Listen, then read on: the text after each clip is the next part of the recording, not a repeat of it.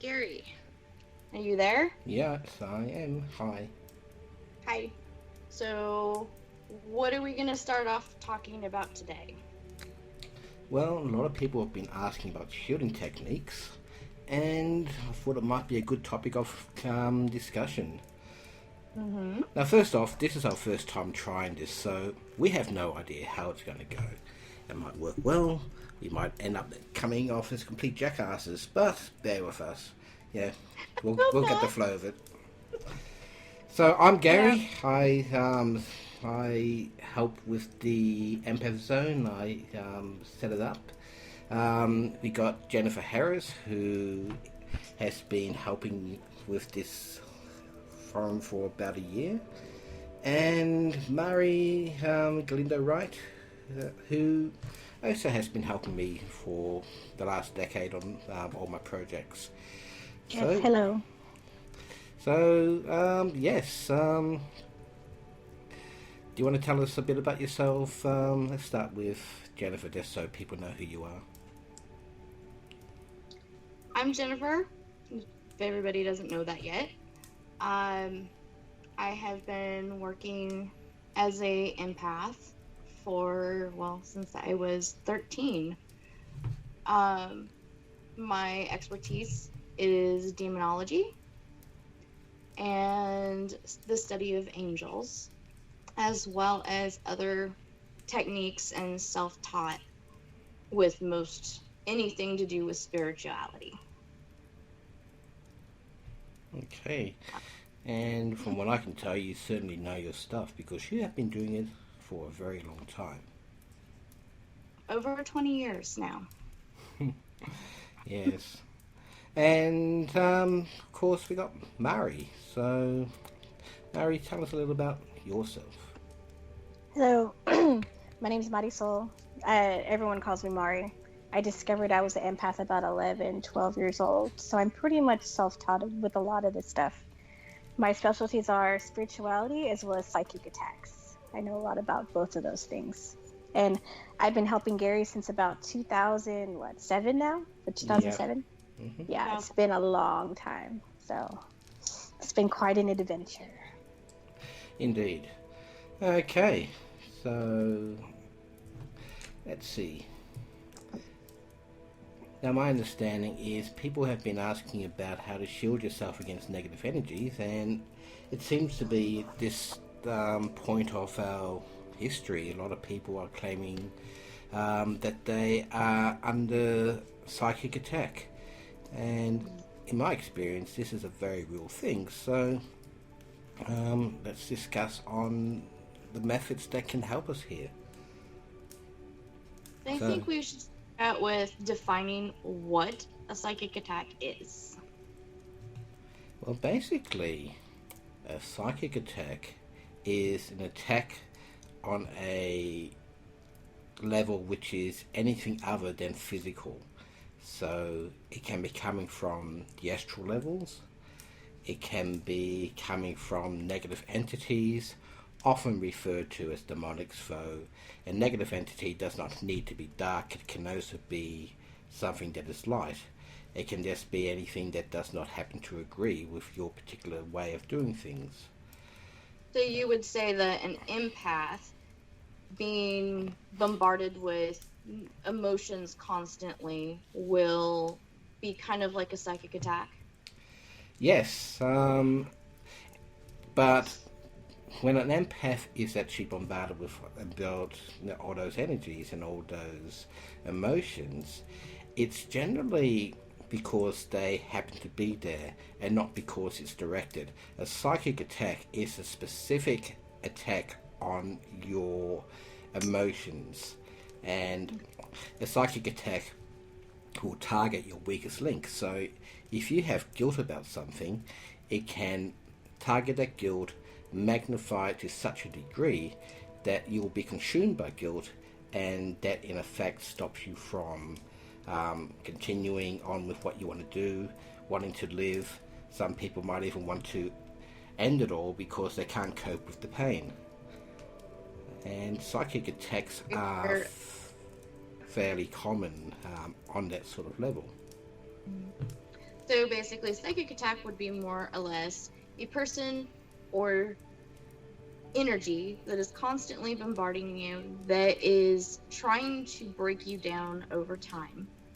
That's right. And the trouble is that it can go on for so many years that even though you might be very resilient, eventually we all have our limits and we will get to the end of our tether, so to speak, and it will succeed unless you do something about it. We're going to get into some different kinds of shields and how to make them for yourself to protect you against psychic attacks and being overwhelmed by other people's emotions. Yes, exactly. So, do you want to start off, Jen? Because this seems to be your area of expertise on how to create shields. Okay. What I want everybody that's watching to do is close your eyes and imagine holding a lemon in your hand. Feel the weight of that lemon in your hand. It's there. You can feel it in your hand. You can imagine how it feels there. Once you can feel the weight in your hand, take a smell. Smell that lemon. Let it fill your nose. You know what a lemon smells like, so therefore you are giving it manifestation. It's right there in your hand. You're smelling it. You can feel it. Once you're able to smell it, give it a taste. Find out what that flavor is. Let it fill your mouth.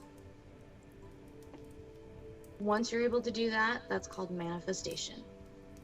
What you do with this is that when you manifest things, you can manifest your own shield. So you have to get acquainted on how to do this.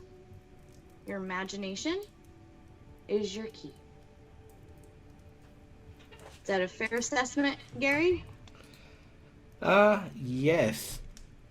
So when you manifest such things in your mind, the more attention you put into creating things like this lemon, the more power and energy it will have for you. Right. And there's different kinds of shields. You have to know what type of shield will work for you. Let's say if you have a typical bubble shield, you imagine yourself blowing a bubble and having that around you. Wouldn't put it too far out from yourself because that would leave wiggle room for it to be less effective. When you can effectively do this, that will keep out a lot of the things that come in and attack you. Overwhelming emotions. It's not going to protect you if you have physical contact with the person that is having the emotion. Like if your friend is crying and you go and give them a hug, you're still going to get that overwhelming emotion of theirs because you are in physical contact, and your shield is not going to protect you from that. The other shields would be a mirror shield. So tell me about the mirror shield. The mirror shield is a shield that will bounce back anything that comes at you. So a person will see themselves in you. They're not able to attack you directly because they are only seeing themselves. The more glossy and mirror-like your shield is, the better it will be for bouncing things back at the other person so it's not affecting you. But the problem with this type of shield is you are essentially bouncing their attacks back at them and emotions. So you have a friend in need and you have one of these mirror shields. This friend is going to be talking to you and all their emotions are bouncing back at them, and it could actually cause them to have more issues with their emotions at that time because they're being bombarded themselves. That is true. And one of the ways you can actually overcome this particular problem is if you can visualize their attacks on you as a spear or a dark ball of matter, and then imagine it becoming something which is light, radiant, full of love, then you can send it back to the source, and when they're ready, that can actually start to heal the person who has actually initiated their attacks. So basically, your shielding would be transmuting the energy and allowing them to heal themselves, in essence. Yes, and transmutation is something everybody does. We just don't realize we're doing it. And as an empath, we actually have this amazing power to transmute energies, but often because we get stuck in the negative frame of mind, we transmute things to negative rather than positive. And so being aware of that makes a big difference. I would agree with that. So positivity is always a good thing because you need to keep yourself positive, fill yourself with love and light, and that will literally translate into other people that are near you. They will know that this is happening and feel better themselves. Yes, absolutely. And if you are aware of who the source is, then you can try and work out why they're attacking you, and if you can come to some sort of reconciliation about it. Mm-hmm. But of course, if somebody's got something stuck in their mind, it doesn't matter what you do, they may not wish to shift. In which case, that's not your problem, that's their problem. Exactly. You cannot continue to give everything of yourself to other people because that will leave you vulnerable and start putting holes in yourself. You cannot heal the world, unfortunately, but you can help the world by helping teach others and getting them to a space that they can control themselves. Yes, absolutely. So, one of the biggest things is that we often take responsibility for how people will react to what you do, and honestly, no one has the power to really control how other people think or feel. Unless you happen to be a cult leader, but that's not what we're talking about here. What we're talking about is your family, your friends, some people just take what you do and what you say and twist it all out of context, and you're always forever having to reassure them that you didn't mean it that way. Right. It's very frustrating. So you got to realize that it's not your responsibility how other people react to you, as long as what you are doing is with the best of intentions. And that's all you can really do. Exactly. The next shield that is a little bit harder to do, unfortunately, but it is a very good shield. I imagine a waterfall and you're standing inside of it, allowing this energy waterfall to flow around you. This one is specifically for psychic vampires when you feel like somebody's feeding off of you because they cannot latch onto your energy when it is constant move or constantly moving. And water is also purified too, even if you visualize it. Yep. So visualizing this water is going to help you continue to move emotions away from you that are not your own. It will also help you recognize your own emotions during these heightened situations. The water shield is hard to do because you are going to have to work at it. You have to have a constant flow of energy, and that you will have to continue to evaluate it, find out where your chinks in your armor are, and keep flowing it. it might drain you for a while until you figure out exactly how to connect to a power source, such as the universe, trees, nature, and use that as your energy. Because if you drain yourself, your shielding won't work. Yes, it does need a source, and it's very easy to be drained, which is one of the problems because psychic attacks tend to drain your energies. So when you're trying to shield yourself, you're already in a situation where you need that energy in order to shield. Mm-hmm. If you can shield with an outside energy, that would probably be the best thing. So if you're connecting to the like trees or your garden, you go out there and ground yourself in your garden. And a lot of people have said, nature is the best medicine. It is indeed. Yeah, because most people don't really understand just how amazing nature is, especially when it comes to shielding. And I will probably touch on that in just a little while. But one shield which I came across about 2 decades ago, it's a pentagram sort of shield. And if you're standing out with your arms outstretched and your legs apart, you use each one of those points to create a pentagram around you.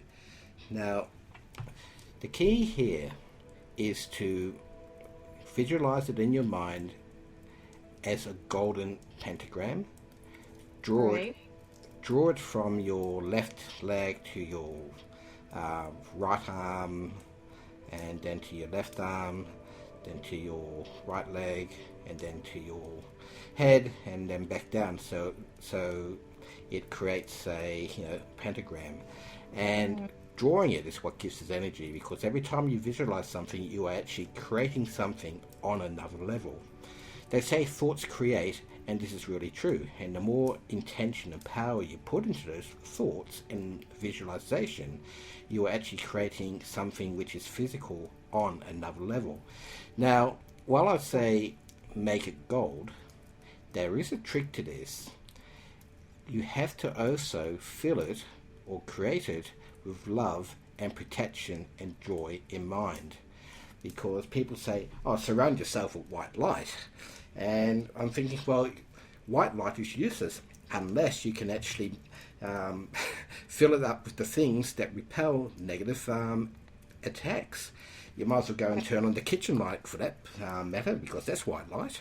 So, So Gary, what is the gold energy for exactly? Well, gold actually does tend to repel negative energy, demonic specifically, but it's a certain type of vibration, and when it is gold, certain negative vibrations cannot approach that particular color, because each color is a specific vibration.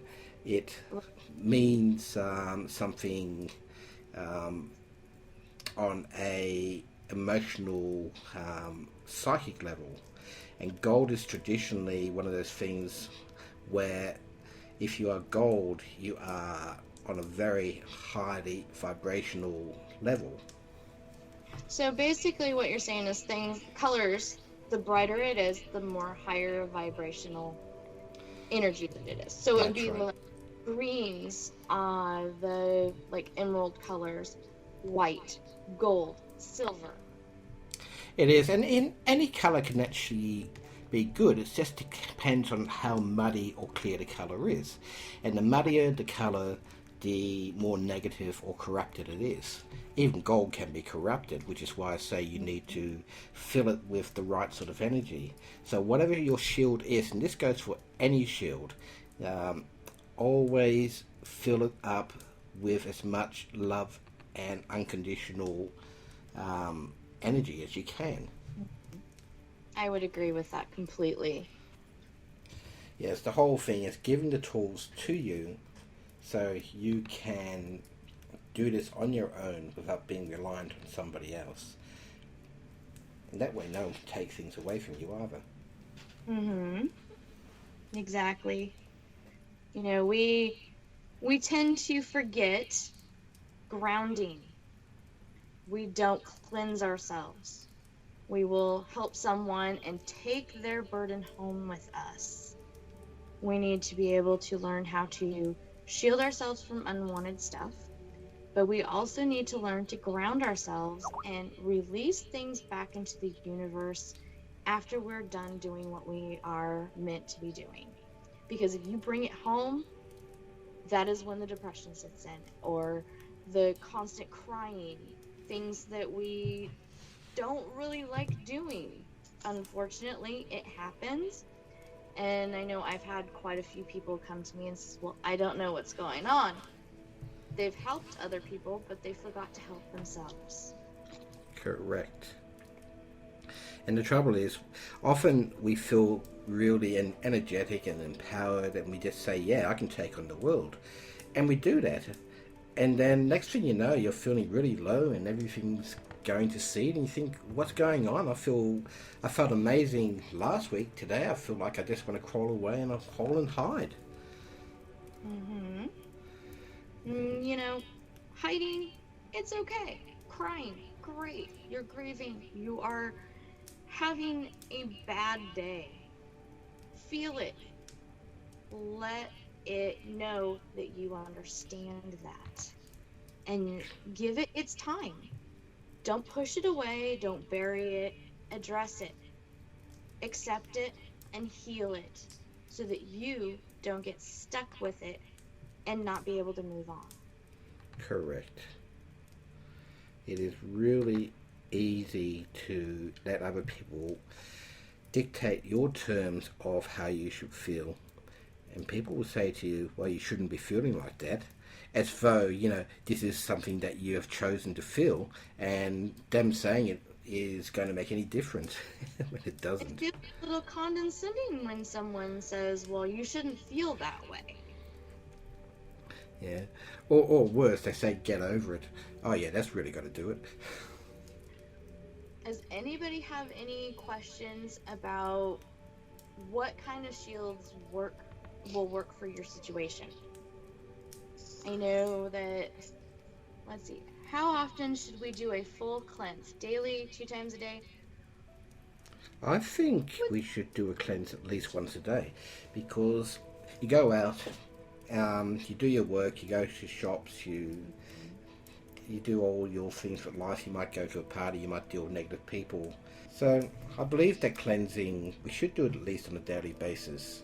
And the best time to do it is when you take a shower, because running water helps cleanse your auric energies.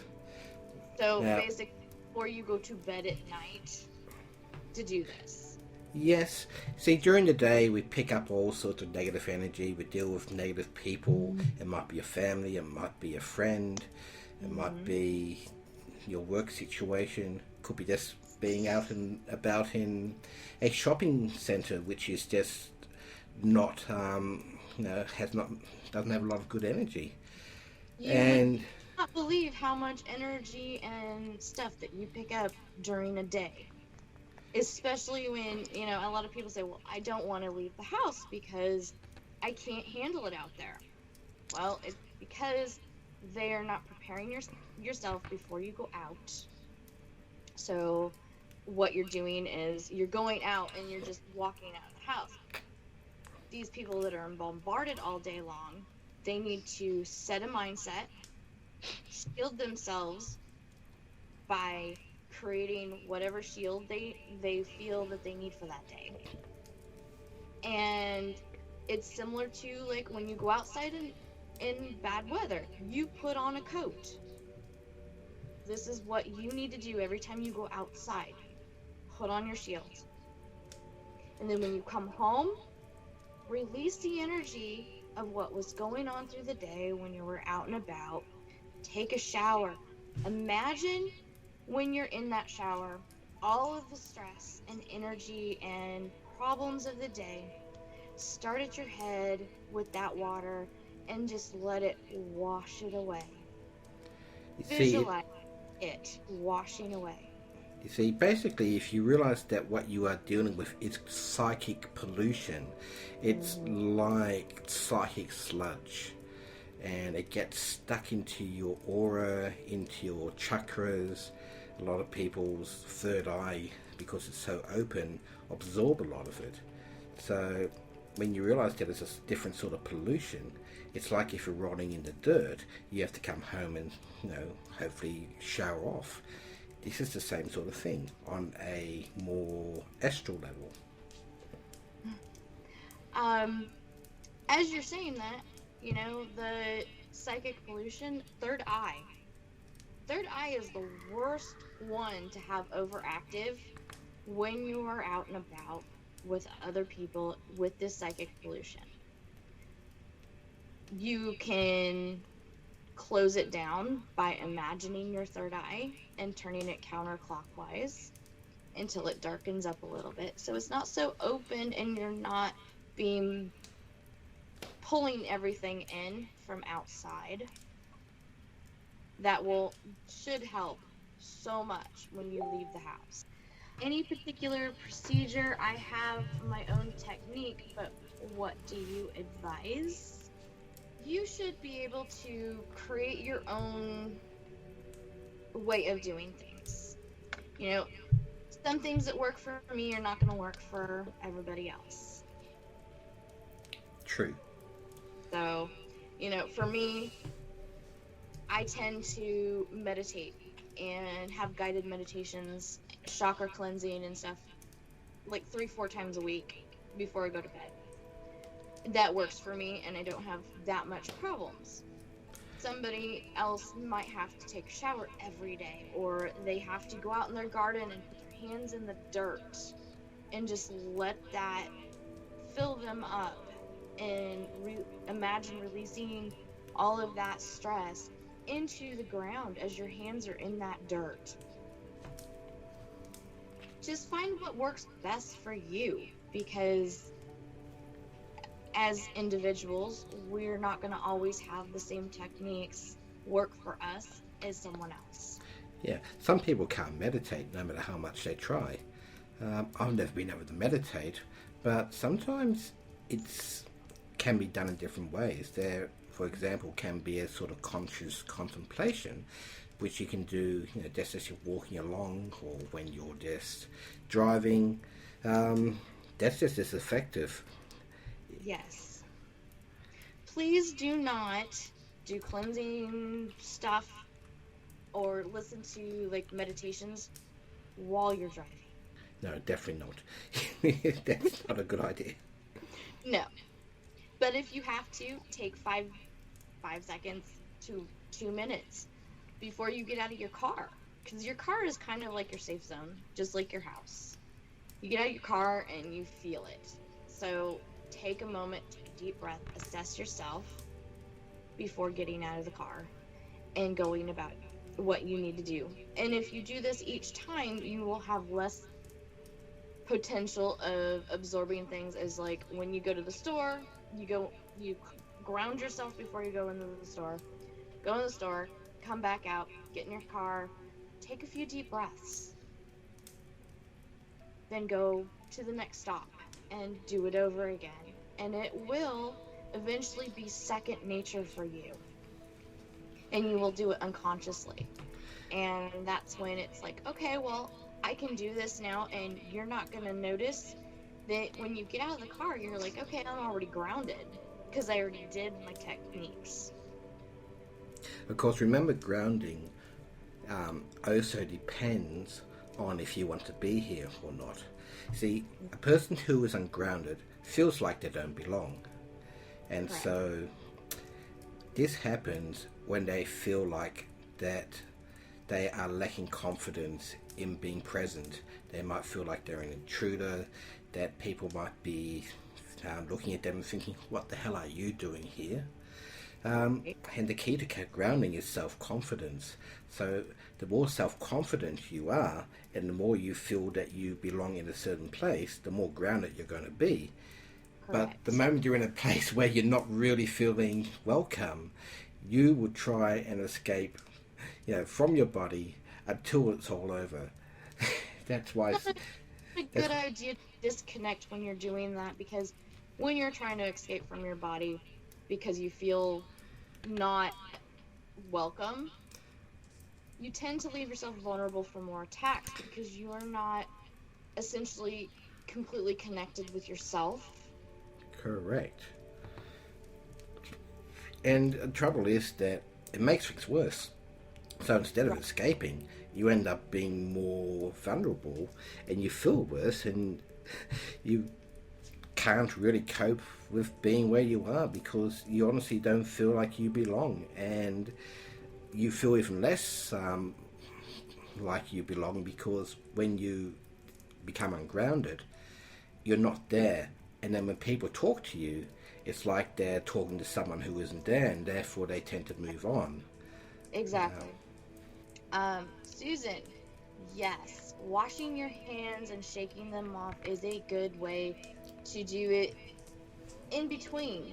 If you can do it, let's say every time you go to the bathroom, wash your hands and imagine that your stress is coming out of their hands into that basin. That is a perfect way to do it, especially when you work in like an office building or something that you want to have to continue to keep grounding. Juliet, yes, you can ground your children and shield them that same way. You can imagine your energy surrounding your children and protecting them throughout the day. I do that with my own children. I've got 3 teenagers now, and they're in high school, and I have 2 of them with autism, so I am constantly renewing that all the time. I've also got my kids' talismans, which are just a necklace that I have put in my own energy with them. I wore them for a couple of days and then gave them to my children for them to wear, which will help them keep my energy with them and keep them shielded throughout the day. And thank you, Bettina Crow, for saying that this information is priceless. Now, with grounding and confidence, it comes down to how often family has treated you. Many parents or siblings will put you down, make you feel like you're worth less than what you really are, and this carries through. And if you were the sort that got bullied at school, it's even worse. So it hits home when it's your own family doing this to you. It really does, and it affects you worse than if a complete stranger would do it. Yes, because your family is supposed to be your support system, and Exactly. Unfortunately, most of the time it ends up being anything but your support system. And I know that a lot of people have told us, well, our families don't understand us. We can't shield them from everything that's going on in our lives. I don't want to say this because they're not understanding what I'm going through. And we completely understand that. And shielding yourself from this stuff, even though it's family, keeping yourself open to new opportunities, they will eventually get the hint and back down. I don't really see a family member disowning someone because they are empathic. I know some religions it doesn't bode well, but most people will eventually accept you for who you are, or they don't deserve to be in your life. And that is my opinion. That's true, and it's an irony that many, especially Christian religions, seem to think empathy or being an empath is from the devil, because I can guarantee you Christ was an empath, and he said, "I am the way." Right. To hit off of that there, Gary, though, Christians call them the fruits of the Spirit. Okay? It's not called gifts or, well, from my understanding. My dad was a pastor. in a Christian church, so this is how I know some of these things. Mm-hmm. But some religions don't want somebody to do the empath stuff because they view it as witchcraft. So it's like the Bible verse, "Thou shalt not suffer a witch to live." Well, and that's quite a blanket term, as we have found out. So Yes. be careful out there, because you never know who you're gonna meet. But be open and don't lie to yourself. This is a period of time where things are becoming more known and accepted, and it's not by chance this is happening. Yeah, the human race must have an opportunity to express this particular sort of spirit. I think as we go on, acceptance is getting more of a less taboo issue, and a lot of people are accepting this type of stuff. I mean, look at our group. We have over 14,000 members. The number one spiritual hit on Google now is empath. Did you know that, Gary? No, really? That's pretty cool. I didn't know that either. It is pretty cool. Wow. So we're coming to an age that things that were taboo and were less understood are being understood now, and people are coming in droves because they want to learn. They want to know what it's all about. It is a very significant time for so many people. And 10 years ago, virtually nobody I spoke to knew what an empath was. Now it's everywhere. Yeah, when I was little, I had to go to the library and the witchcraft session to even find out anything about this stuff. And now you could just Google and you can have a ton of resources and tools. It's amazing. Exactly. And I think that's part of the reason why it was so taboo, because it was in the witchcraft sections. And the psychic ability stuff too. Yeah. When you look at psychic abilities, clairvoyance, shielding techniques in books, they are all in occult sciences. And people automatically, since it's an occult stuff, then that's not good. But the thing is, it's actually not an occult power. Being an empath, there's two ways from what I understand of becoming an empath. The first way is hereditary. It's who you were, who your mother or parents were, who your spirit was. Right. So what's the other? The other way, when you're young and you're living in an abusive situation, it could be you're being molested, or you're living in a dangerous neighborhood, or you have to somehow protect yourself. Empathy, or being an empath, is a skill you start to develop. It is your early warning system. So you are picking up on potential threats before they become a threat to you. And you'll pick up that someone's in a bad mood or in a dangerous mood, and therefore you'll make yourself scarce. The trouble is most... An issue or thing. Sorry, what was that? It was more of an intuition thing. Well, intuition, yes, but it's a step more than intuition. Intuition helps guide you along your path when there's no obvious solutions, or when you are not sure which way to go, or if you feel like you should be doing something but your intuition says no, because that's coming from basically your spirit, your soul, your higher self. But being an empath, you are literally picking up on older energies, the thoughts, the emotions, especially the emotions that are out there. And if you've got an abusive father, like I had, for example, you will soon learn to pick up whether he's in a dangerous mood or not, just by the feeling you get. You don't even have to see him, you will just know it, and you will detect it coming. So it is a self-preservation. It is a self-preservation thing. And that brings us to the next reason why a person becomes a empath. Usually, a lot of us have gone through some kind of trauma in our lives that has awakened our abilities.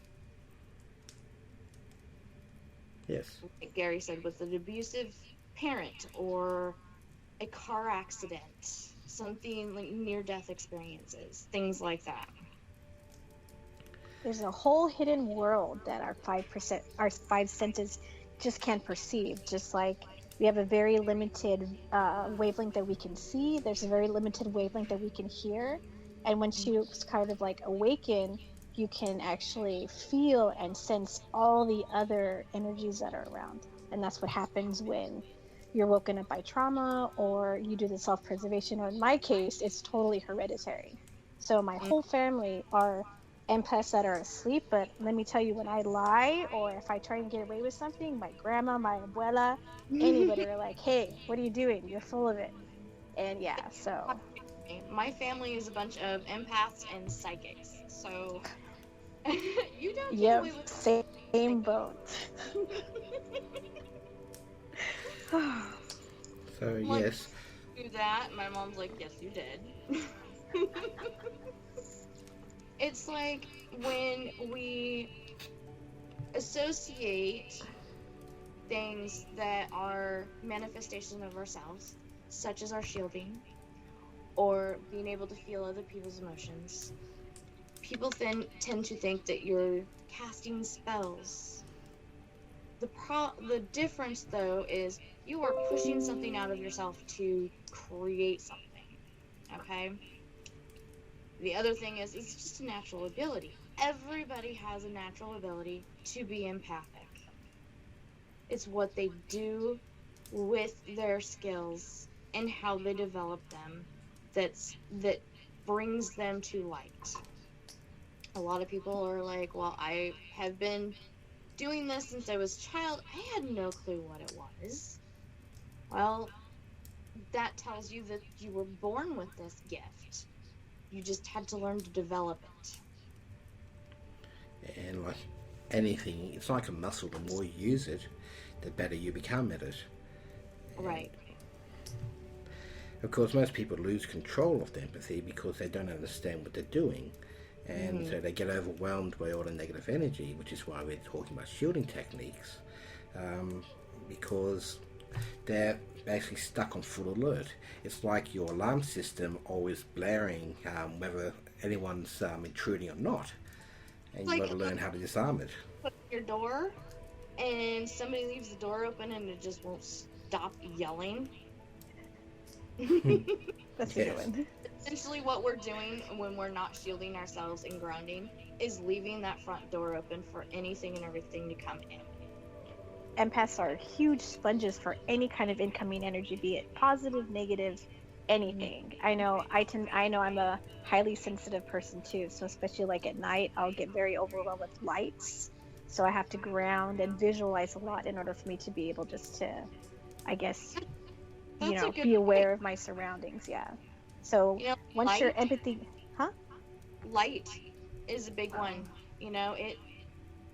Light does cause you to absorb it, and it could cause more overwhelmed feelings. So turning the lights down low, salt lamps, things like that will help. Do you have a salt lamp, Mari?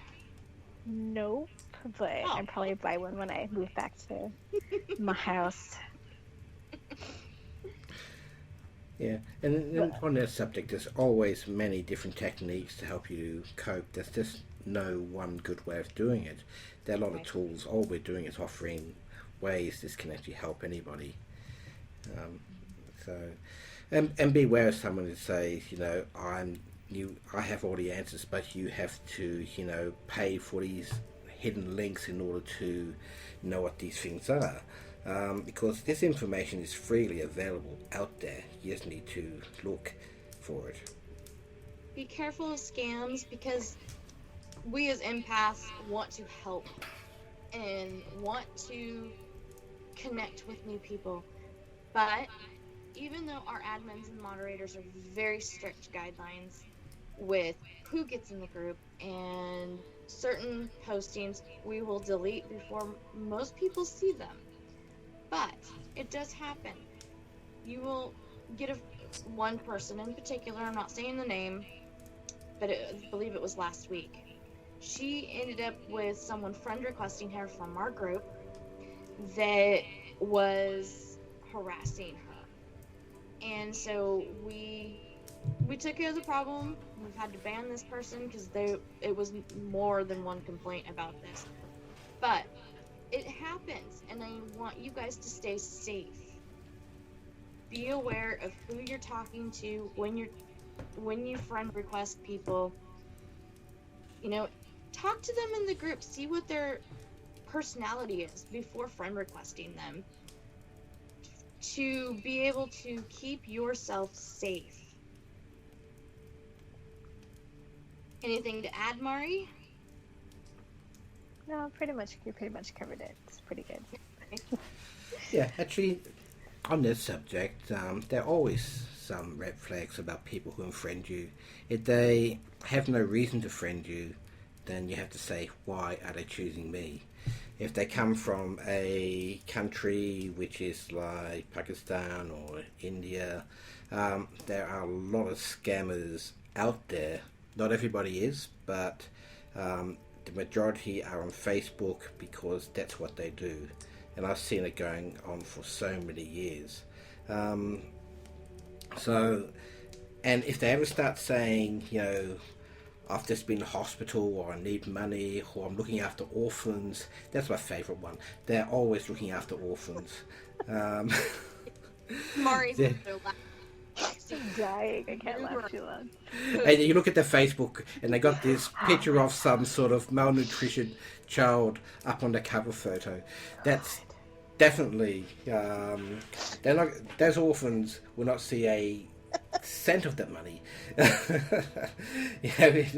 That's basically trying to scam you, and there's a lot of people that can do that. It happens very frequently. So. Okay. Next question is, do you think overstimulation can be part of that overwhelming energy?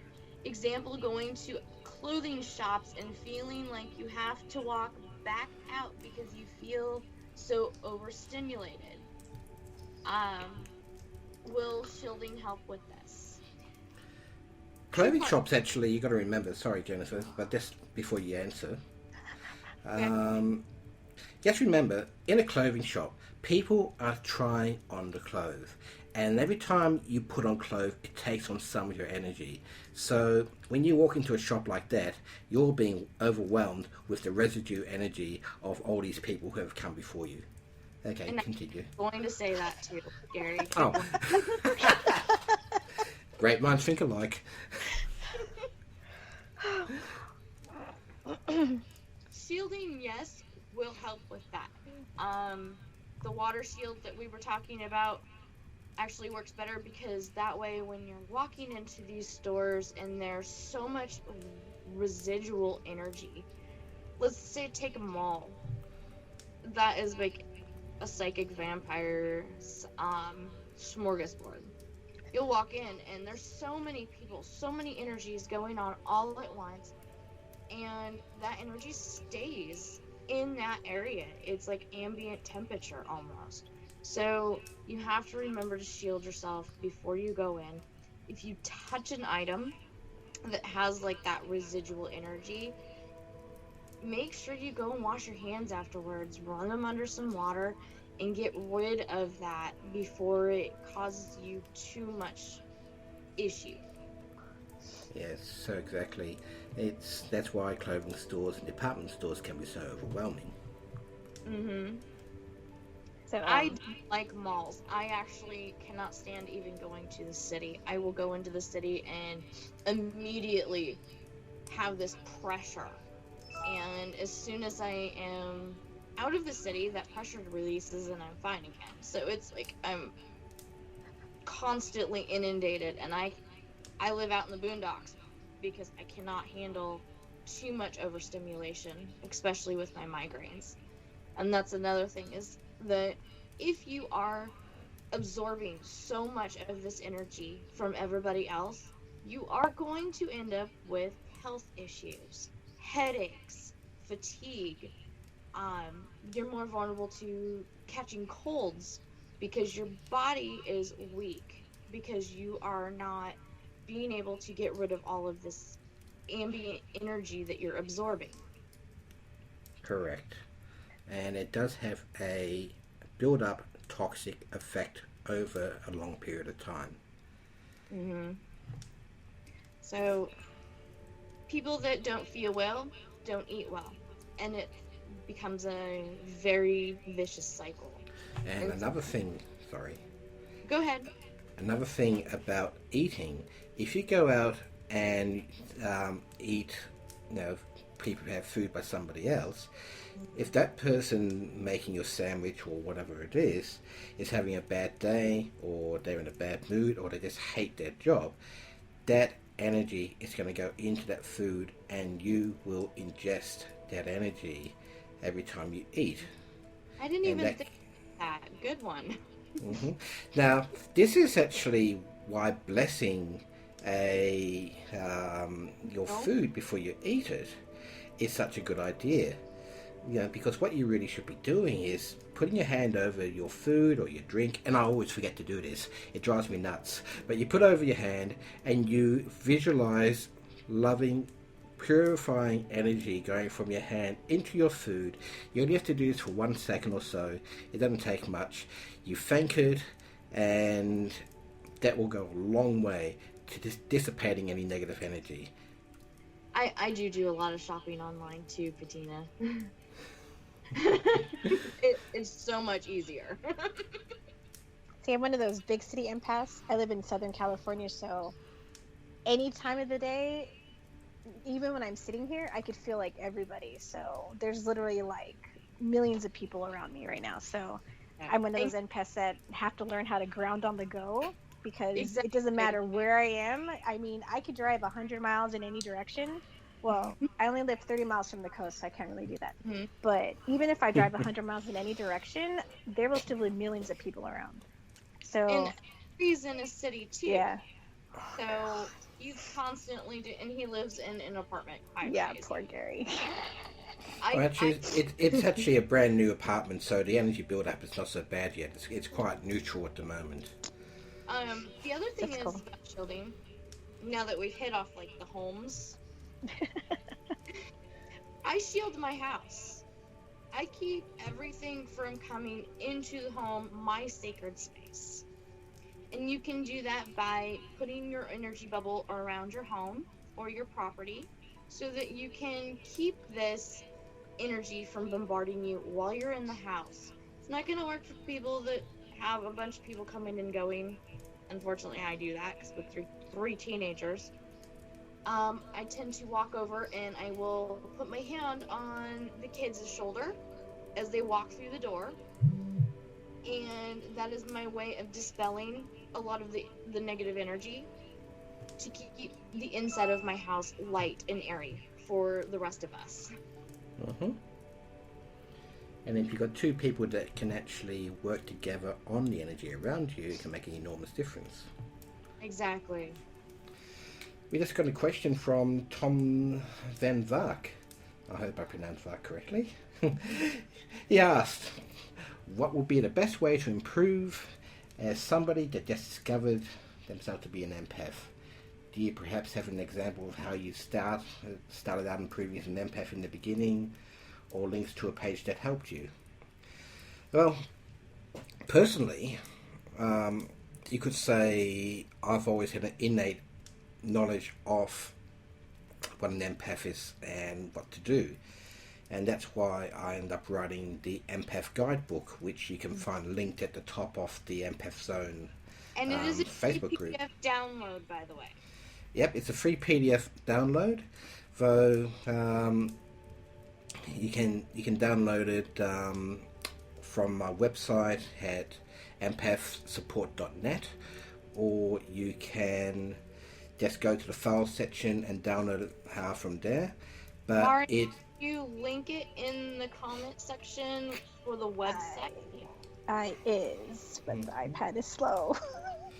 And it also covers, the second half covers Bach flow remedies, which are an amazing tool for empaths because it helps against psychic attacks and shielding and all the sort of ways to cope.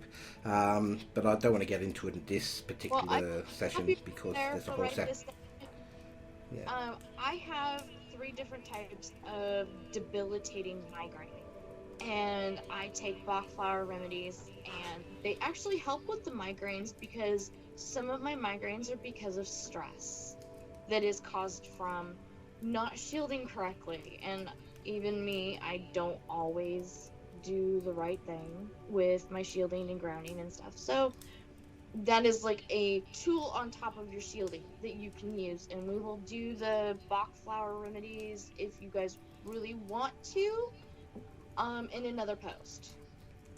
BFRs are your best friend. As I said, we can look at that in another live session, but it's such an expansive subject. I don't really want to get into it at the moment.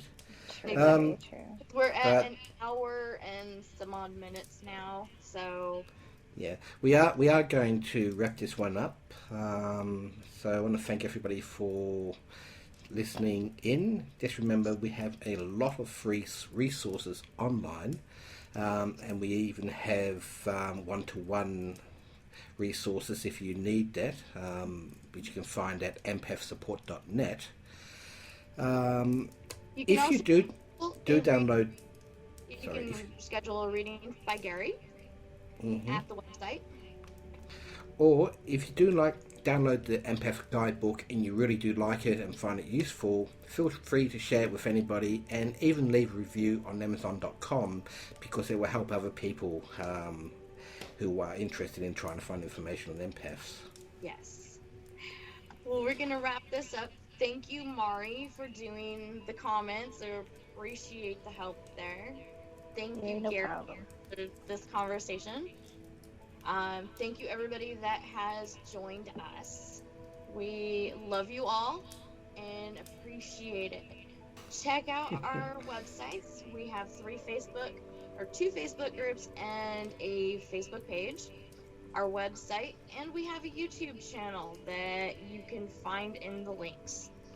Like and comment on our YouTube channels because that will help Gary out and tell him that you want him to do more videos. And we'll upload this particular video to YouTube. And finally, before we go, there is a chat room at empathsupport.com. So if you want to connect to other people, that's a good way to do it. It's a basic chat room, but you can do video, audio, or just sort of talk and see what's going on. Thank you guys for joining us, and hopefully we will do another live video stream soon. So you guys have a wonderful rest of your day, and we will see you later. Bye. Bye. Thank you.